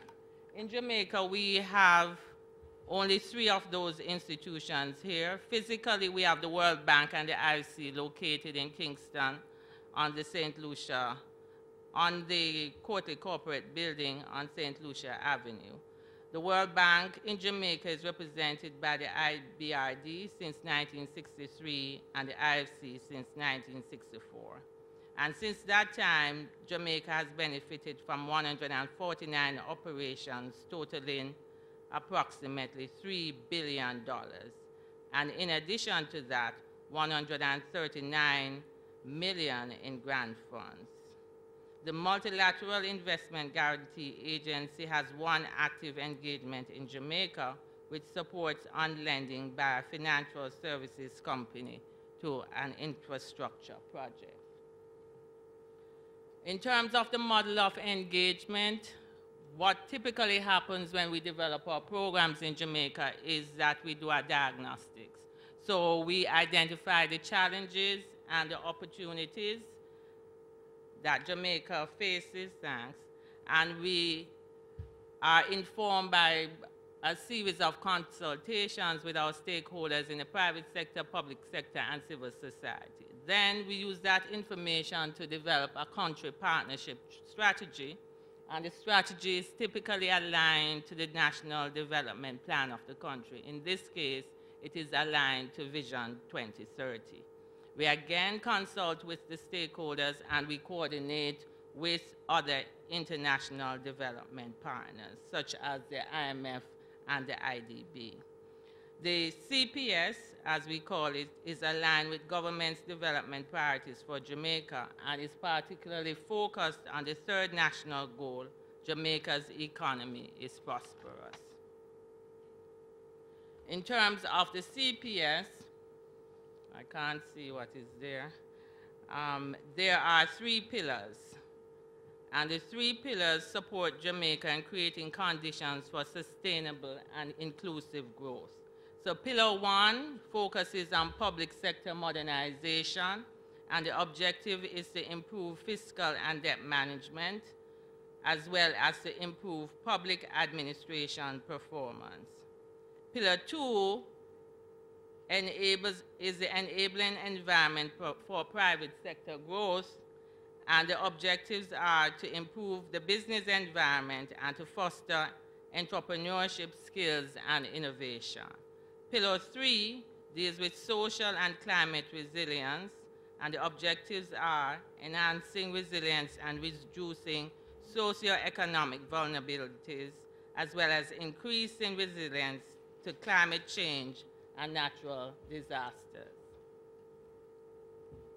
Just to say that the CPS was developed for the period FY14 to FY17, but we got a 2-year extension. It was developed in the period that Jamaica was going through extensive reform, and it was part of a package with the IMF and the IDB. The World Bank is providing finances as well as technical assistance to allow the reform program to move forward. We have several achievements to date. The first is the new public pension bill, which introduces an employee contribution and contains the public pension at 1.5% of GDP. As Constance said, when we reduce the amount that the government has to pay, then it frees up resources to do other things that are critical for the country. The next achievement is the establishment of the Public Investment Management Secretariat, and this secretariat has introduced the Public Investment Management System, which helps policymakers prioritize projects, monitor execution, and evaluate results. This is very important because a lot of money is spent on international projects, and what we want to do is to ensure that they get the desired result. We also have strengthened ICT systems in tax and customs, improved trade facilitations, and strengthened the government's capacity in debt management, public financial management, and public investment programs. In terms of private sector growth achievement, we have seen significant improvement in doing business in Jamaica. Jamaica was among the top 10 economies showing notable improvement in the 27 doing business indicators, such as paying taxes and trading across borders. In addition to that, there has been increased access to credit for SME loans through the provision of credit lines and guarantees. And what we have found is that approximately 97% of firms in Jamaica are SMEs, and therefore it's critical for SMEs to have access to finance. So through the IFC, the National Commercial Bank has received $30 million in terms of a trade line of credit to guarantee $81.5 million trade funding to SMEs. We are also facilitating public-private sector partnerships, such as the modernization and expansion of the Norman Manley International Airport and the Sangsters International Airport. In addition to that, what has become increasingly important is the establishment of public-private partnerships. So through the funding of the bank, we have established a PPP unit at the DBJ, and it is operationalized to strengthen Jamaica's capacity to deal with public-private partnership programs. Energy is one of the areas in which the private sector requires a lot of help in order to be competitive with other companies in the region, and so we are focused on this area. We have provided funding for a new energy bill that was passed. which opened up the sector for investment in renewable energy and contributed to an increase in the generation of capacity from renewable energy sources. And this, through the work of both the World Bank and IFC, we have contributed to a new generation capacity of approximately 300 megawatts. In terms of strengthening small agricultural producers and creating linkages with local and international markets, we have a very successful project called the Rural Development Agricultural Project. So most recently, we had nearly half of the board of the World Bank visiting Jamaica, and they went to Monique in St. Anne, and we visited with the farmers there, and they were very impressed to see the greenhouses and the production. And under that project, we have created direct employment of over 1,400 jobs for persons. And in addition to that, we have optimized vegetable crop production, resulting in a 60% increase in the production, contributing to the recorded 16% growth in agricultural output for October to December 2016.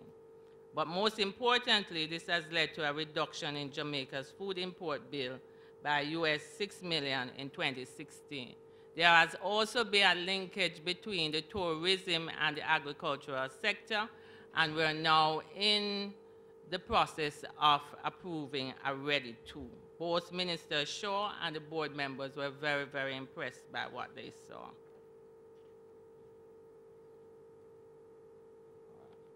Constance spoke about social resilience. In terms of the bank's work, we have provided support for the government in terms of establishing a very rigorous social safety net. We were the organization that established the PATH program for the government to provide benefits to the poor and vulnerable. We are now providing additional support to increase opportunities for employability for PATH beneficiaries through the Step to Work program. So what do we mean by that? What we want to do is to graduate persons from the PATH program. So persons are provided with resources to go to school, but we want to take them off the program, get them employed so that they can improve the lives of their families. So we are focused on that. We are also supporting the provision of integrated basic services in certain communities, targeted communities, and contributing to institutional strengthening and capacity building at the Meteorological Services of Jamaica, as well as ODPM. In terms of the World Bank financing,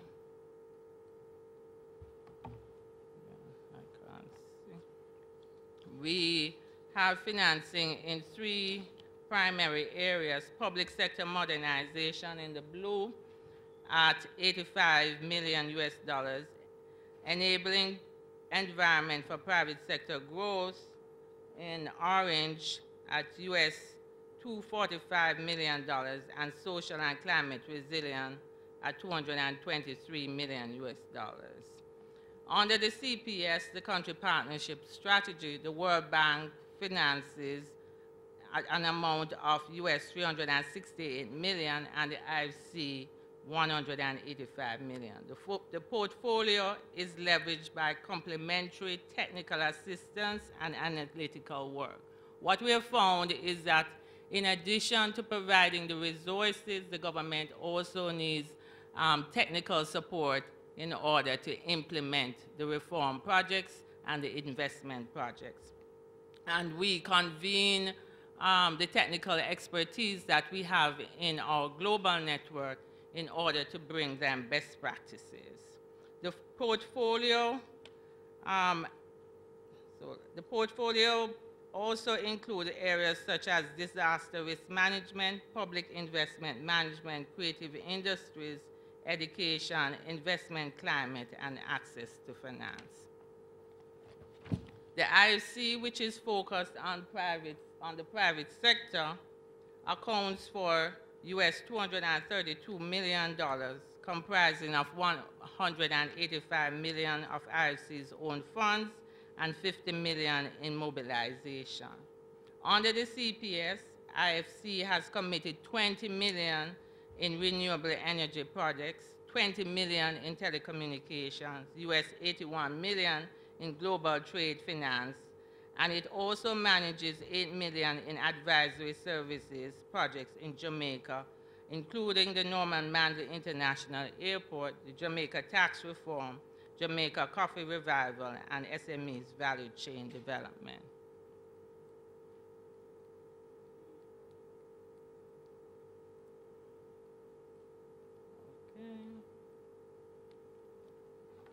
I would just like to close by saying that the World Bank remains a key partner in Jamaica's growth and development. Jamaica's plan is the World Bank's plan because we incorporate the National Development Plan. We are focused on creating jobs, improving lives, and fostering sustainable growth. Thank you.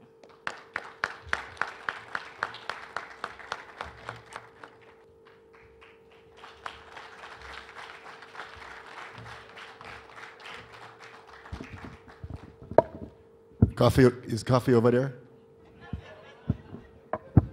We're going to just drill you with some numbers and make sure you drop asleep, all right? When you can manage it? You sure? Okay. Well, let's go. All protocols observed. Right, Constant? So, well, thank you again, Garfield, and for inviting me to speak today.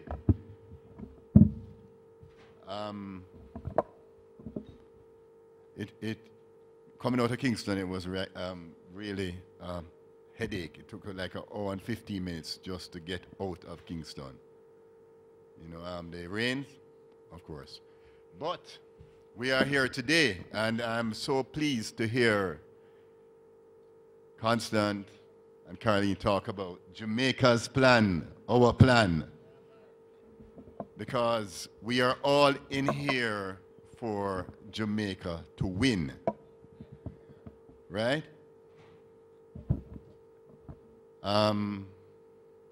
Where do we want Jamaica to be? Where do we really want Jamaica to be? What do we see for Jamaica? What do we really see for Jamaica?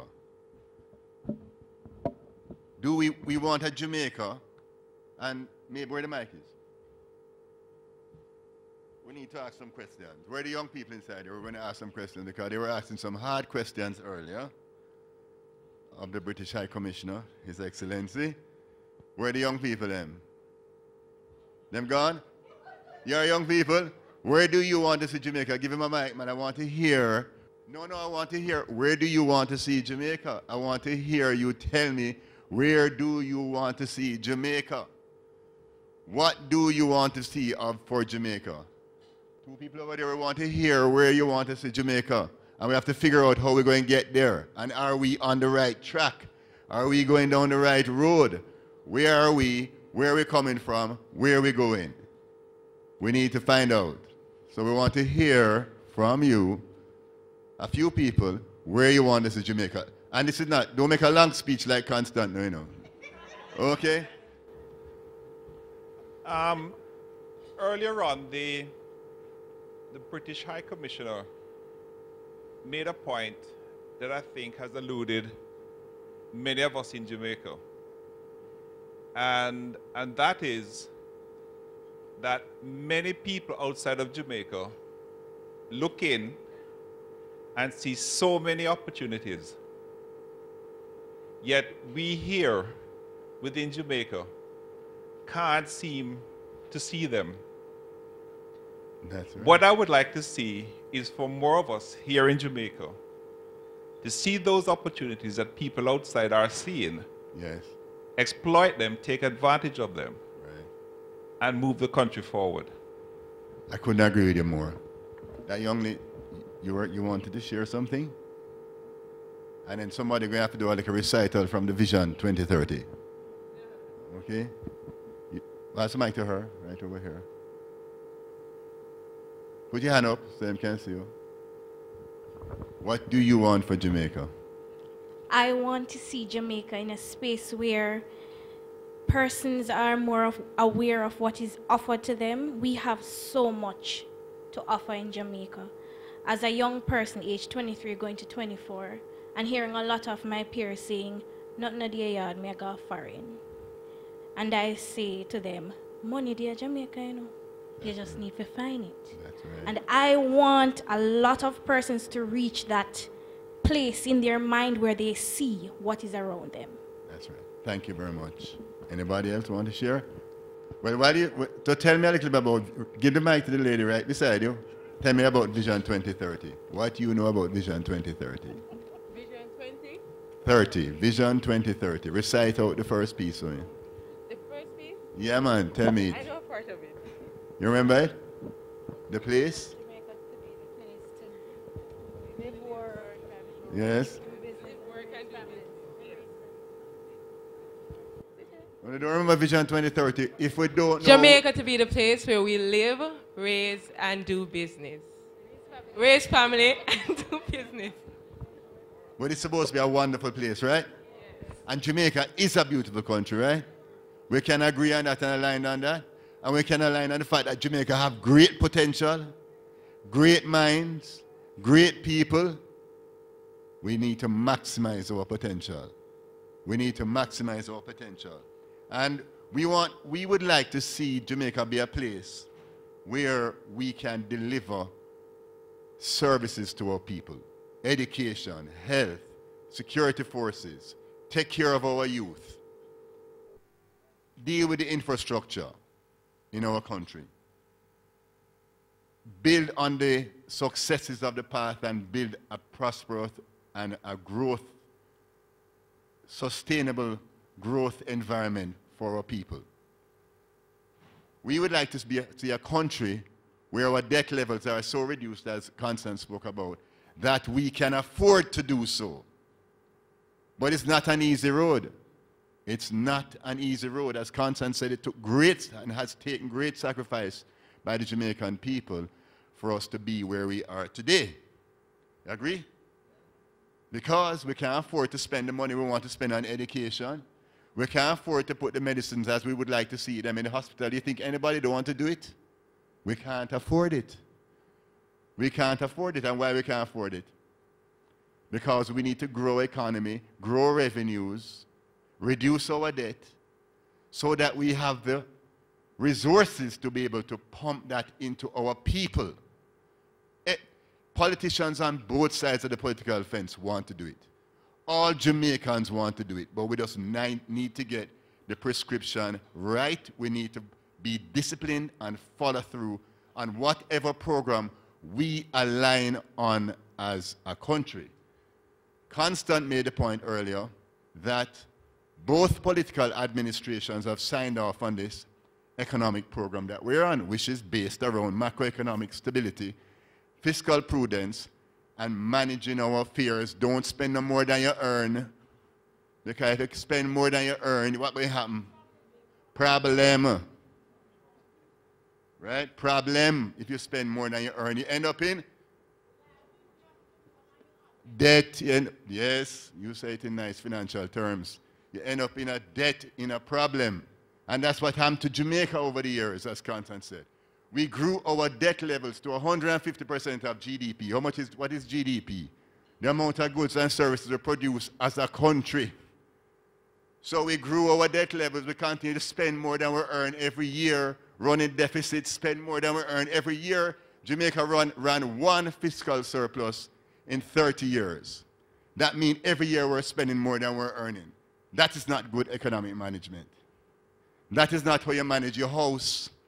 That's not how you manage your own house. So how the country is supposed to run so? It can't run so. So, 2012, we embarked on our first economic program, 2010. We had our Jamaica debt swap, and we said, no, we're aligned around fiscal responsibility, etc., 2010. You remember the test them, when we talk about the IMF tests?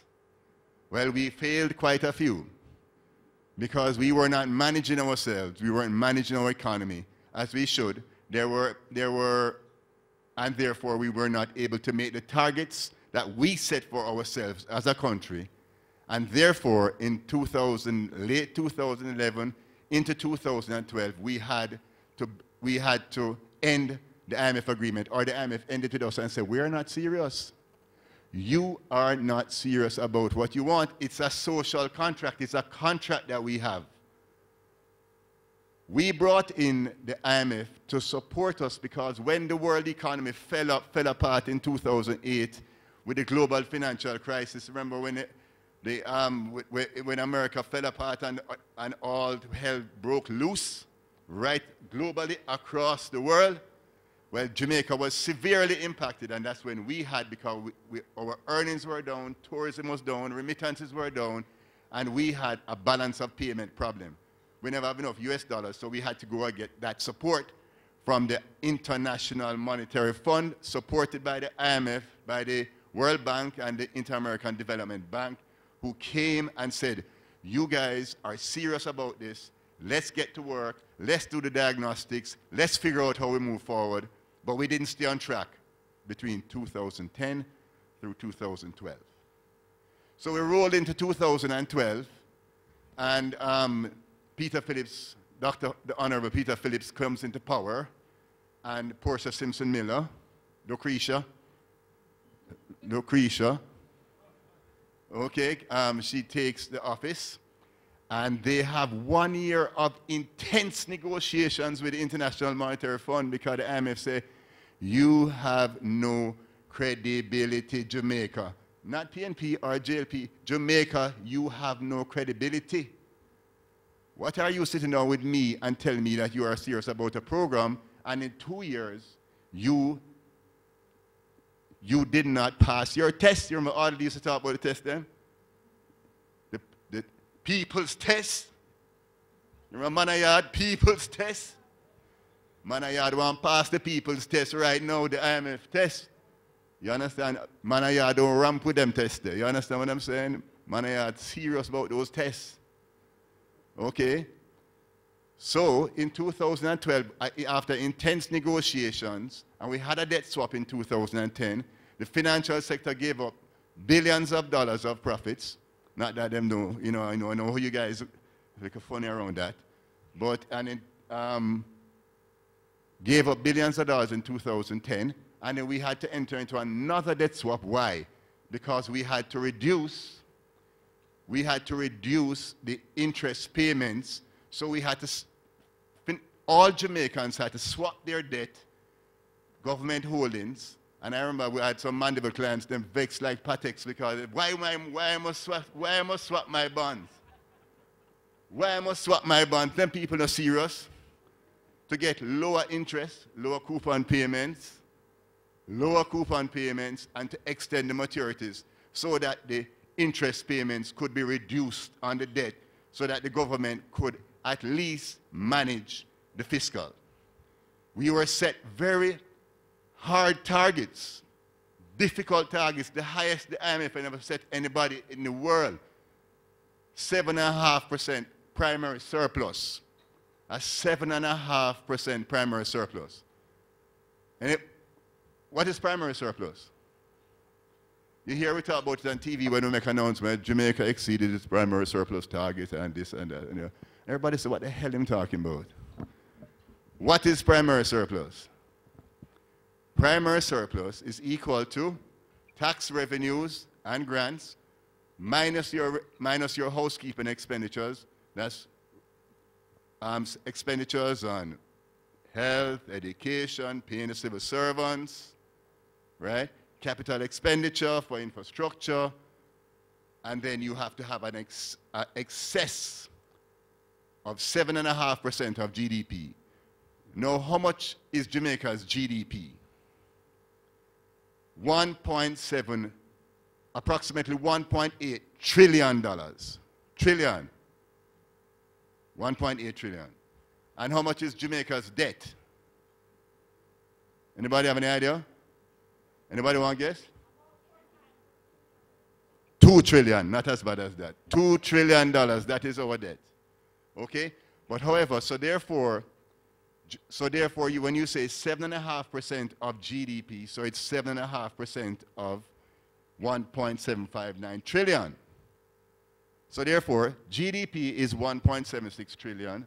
Our debt is $2 trillion. Interest payments cost us $138 billion for the last financial year. $138 billion of interest payments on this debt. Capital expenditure that we spend on infrastructure. We would like to see a country where our debt levels are so reduced, as Constance spoke about, that we can afford to do so. But it's not an easy road. It's not an easy road. As Constance said, it took great and has taken great sacrifice by the Jamaican people for us to be where we are today. You agree? Because we can't afford to spend the money we want to spend on education. We can't afford to put the medicines as we would like to see them in the hospital. Do you think anybody don't want to do it? We can't afford it. We can't afford it. And why we can't afford it? Because we need to grow economy, grow revenues, reduce our debt, so that we have the resources to be able to pump that into our people. Politicians on both sides of the political fence want to do it. All Jamaicans want to do it, but we just need to get the prescription right. We need to be disciplined and follow through on whatever program we align on as a country. Constant made the point earlier that both political administrations have signed off on this economic program that we're on, which is based around macroeconomic stability, fiscal prudence, and managing our affairs. Don't spend no more than you earn. Because if you spend more than you earn, what will happen? Problem. Right? Problem. If you spend more than you earn, you end up in debt. Yes, you say it in nice financial terms. You end up in a debt, in a problem. And that's what happened to Jamaica over the years, as Constance said. We grew our debt levels to 150% of GDP. What is GDP? The amount of goods and services we produce as a country. So we grew our debt levels. We continue to spend more than we earn every year, running deficits, spend more than we earn every year. Jamaica ran one fiscal surplus in 30 years. That means every year we're spending more than we're earning. That is not good economic management. That is not how you manage your house. That's not how you manage your own house. So how the country is supposed to run so? It can't run so. So, 2012, we embarked on our first economic program, 2010. We had our Jamaica debt swap. And we said, no, we're aligned around fiscal responsibility, etc. 2010. You remember the test when we talk about the IMF tests? Well, we failed quite a few because we were not managing ourselves. We weren't managing our economy as we should. And therefore we were not able to make the targets that we set for ourselves as a country. And therefore, in late 2011 into 2012, we had to end the IMF agreement, or the IMF ended with us and said, we are not serious. You are not serious about what you want. It's a social contract. It's a contract that we have. We brought in the IMF to support us because when the world economy fell apart in 2008 with the global financial crisis, remember when America fell apart and all hell broke loose, right, globally across the world, well, Jamaica was severely impacted, and that's when we had, because our earnings were down, tourism was down, remittances were down, and we had a balance of payment problem. We never have enough US dollars, so we had to go and get that support from the International Monetary Fund, supported by the IMF, by the World Bank, and the Inter-American Development Bank, who came and said, you guys are serious about this. Let's get to work. Let's do the diagnostics. Let's figure out how we move forward. But we didn't stay on track between 2010 through 2012. So we rolled into 2012, and Peter Phillips, the Honorable Peter Phillips comes into power, and Portia Simpson Miller, Lucretia, okay, she takes the office, and they have 1 year of intense negotiations with the International Monetary Fund because the IMF say, you have no credibility, Jamaica. Not PNP or JLP. Jamaica, you have no credibility. What are you sitting down with me and telling me that you are serious about a program, and in 2 years, you did not pass your test? You remember all used to talk about the test then? The people's test. You remember Manayard, people's test? Manayard won't pass the people's test right now, the IMF test. You understand? Manayard don't ramp with them tests there. You understand what I'm saying? Manayard serious about those tests. Okay? So, in 2012, after intense negotiations, and we had a debt swap in 2010, the financial sector gave up billions of dollars of profits. Not that them know, you know, I know how you guys make funny around that. But, gave up billions of dollars in 2010, and then we had to enter into another debt swap. Why? Because we had to reduce the interest payments, so we had to, all Jamaicans had to swap their debt, government holdings, and I remember we had some Mandeville clients, them vexed like Patex because why I must swap my bonds? Why I must swap my bonds? Them people are serious. To get lower interest, lower coupon payments, and to extend the maturities so that the interest payments could be reduced on the debt so that the government could at least manage the fiscal. We were set very hard targets, difficult targets, the highest the IMF had ever set anybody in the world. 7.5% primary surplus. A 7.5% primary surplus. And what is primary surplus? You hear we talk about it on TV when we make announcement, Jamaica exceeded its primary surplus target and this and that. And everybody say, what the hell am I talking about? What is primary surplus?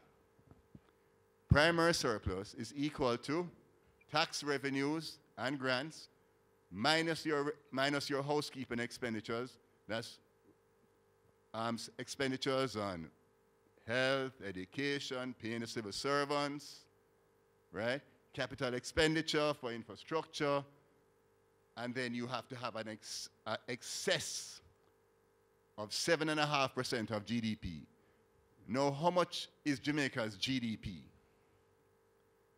1.7, approximately $1.8 trillion.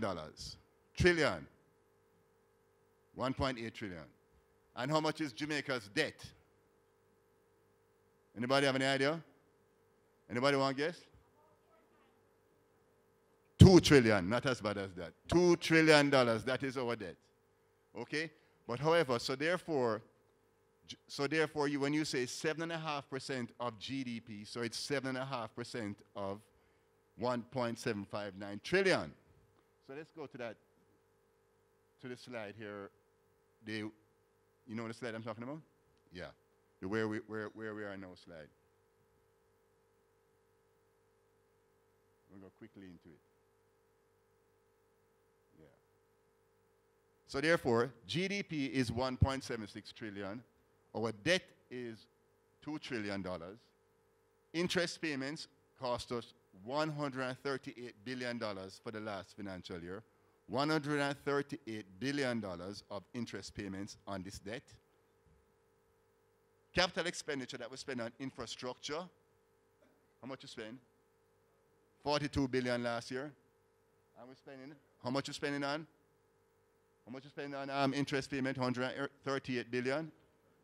Education we spend $95 billion on. And the primary surplus is 130 billion. What is that primary surplus used to do? Reduce our debt. But that's a hefty target. That's a big number.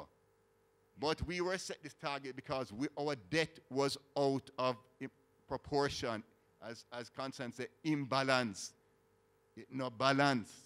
It out of balance. You understand what I'm saying? We had too much debt, and that's why we're paying this level of interest payment, and that's why we had to run these primary surplus targets to take down our debt, because our debt to GDP ratio was 150%. So therefore, our debt was 1.5 times the size of our economy. Too much. Had to come down. So we had to set ourselves aggressive targets. But what happens? You can't invest in infrastructure as you would like.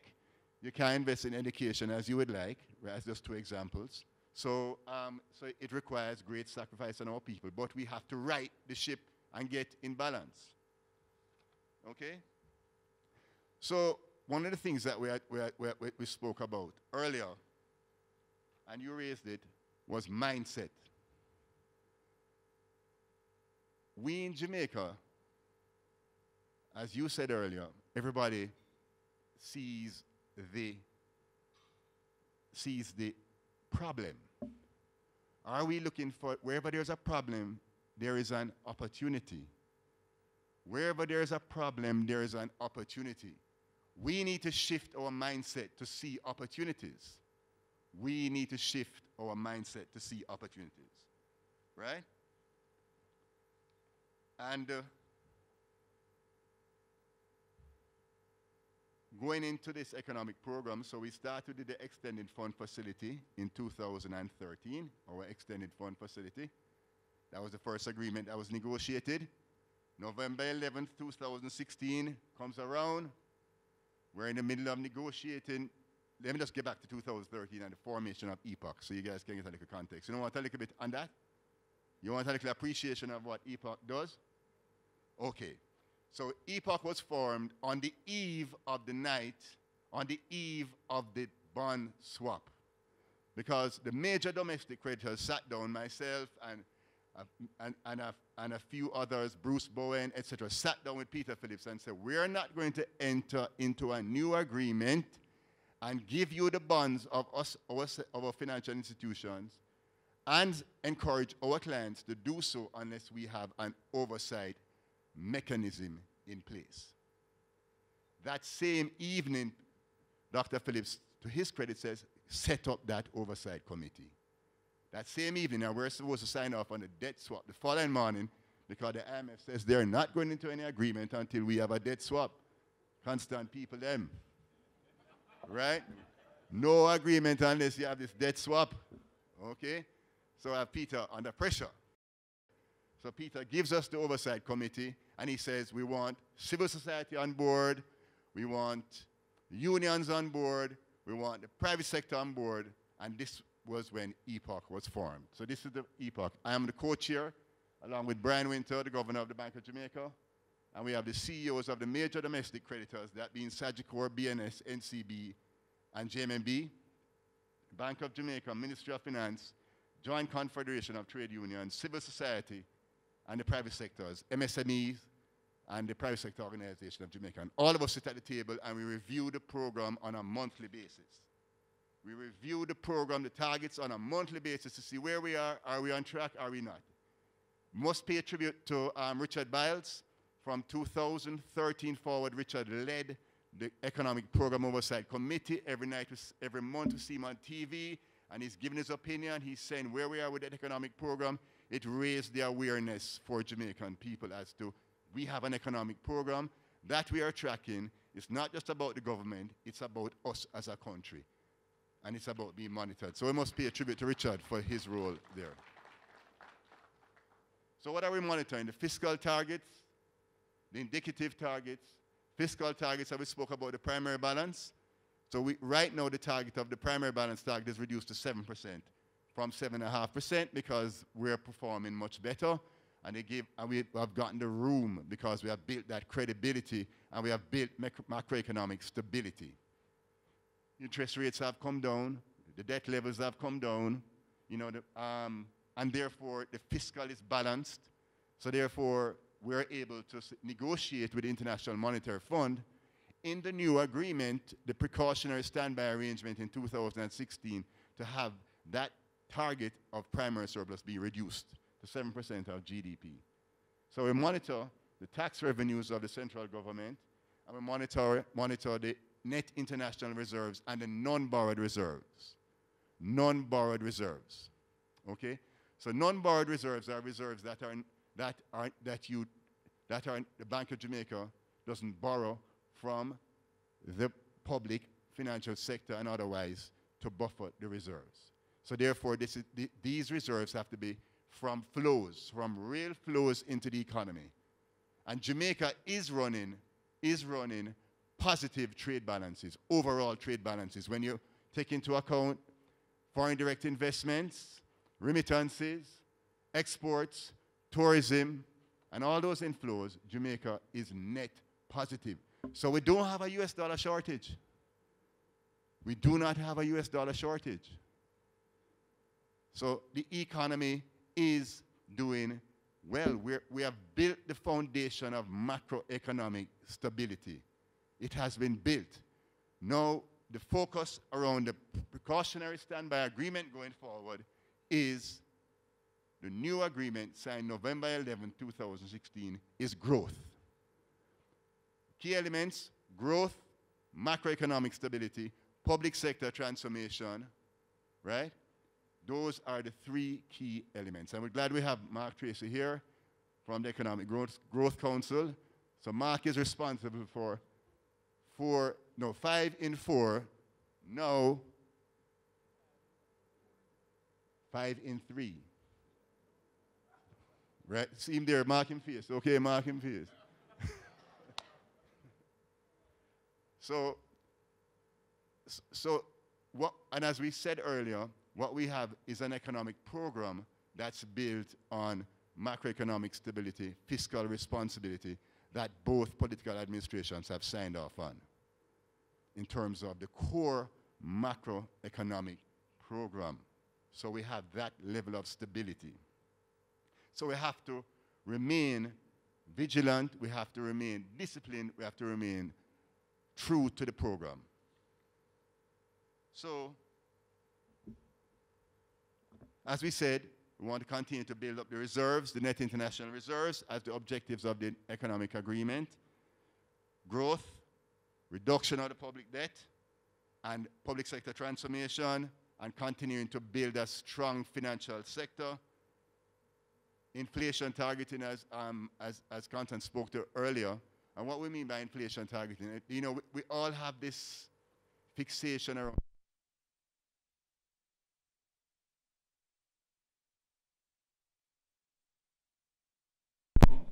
if the dollar moves, everybody panic like a while ago, right? Everybody said, what the hell was that? The dollar moves and everybody's like in a tizzy. The Governor of Bank of Jamaica, in speaking to the Public Accounts Committee yesterday, he said the dollar in the last year has depreciated 1%. And he also said the dollar appreciated 60-something times and appreciated 60-something times. So what you have is a currency that can move. But what is the real underlying? What drives your dollar? What drives the value of your currency? Your economic potential. Are you maximizing it? Growth. Is your economy improving? Are you earning more than you spend? Both on the fiscal side, the domestic side, and the international side. That's what drives the value of your currency. Your currency will strengthen if you are doing better than other economies.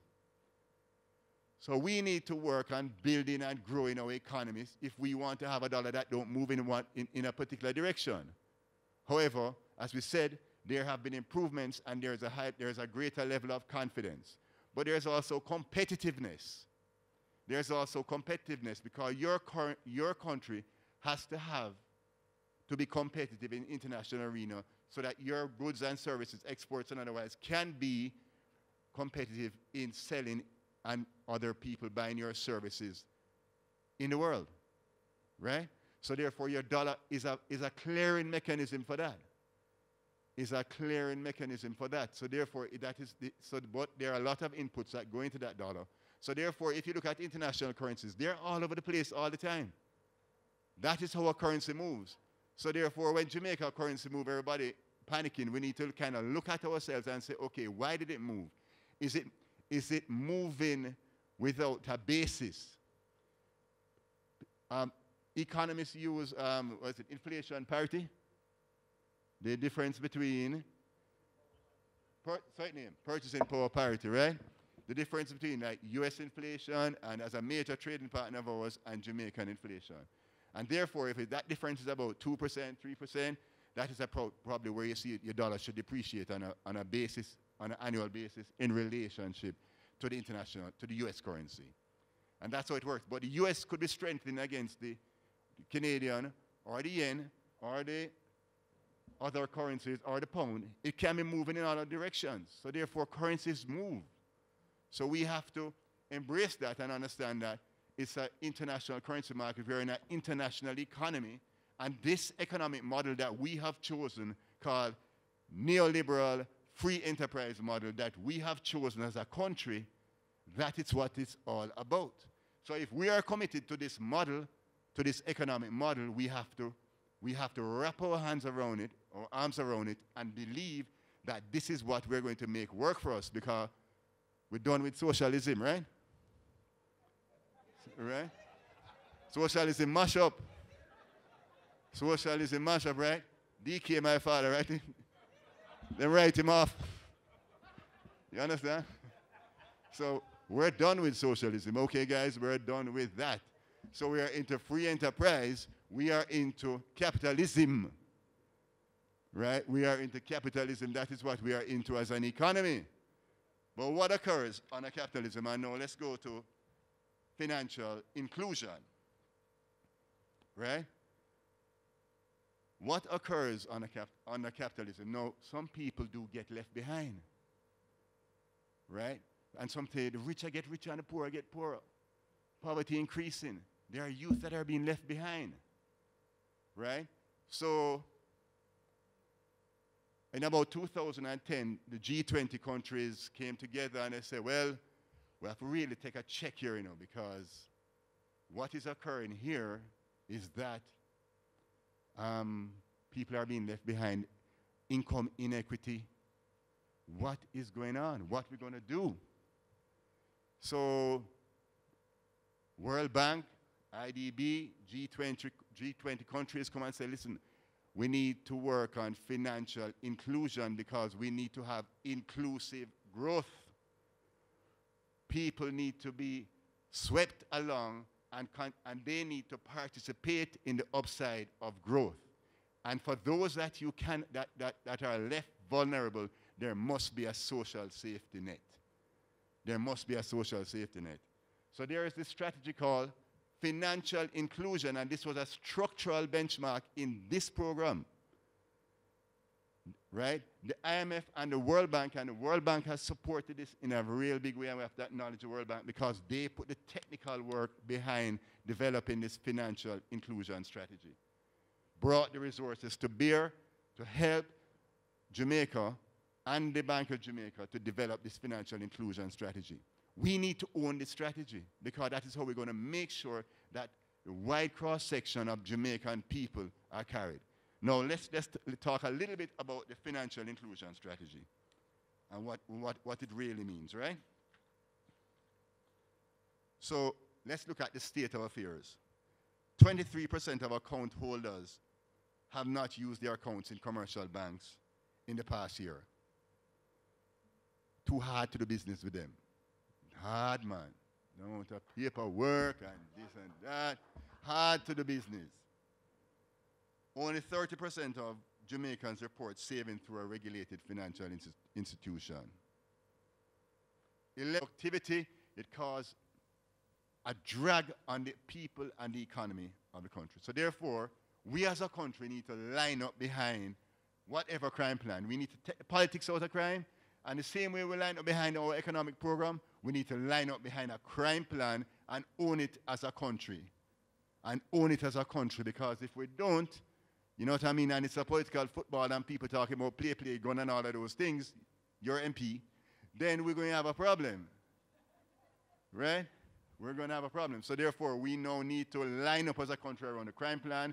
We need to, if the government's crime plan is around the ZOSOs, then, and social intervention, which I believe is the most important element of that crime plan, of that strategy, then we need to line up behind it and make sure it works and encourage them. And if they make mistakes, have them learn from it so that we can build on it and we can get better at it. We can get better at it because it's social intervention that's required, investment in our people.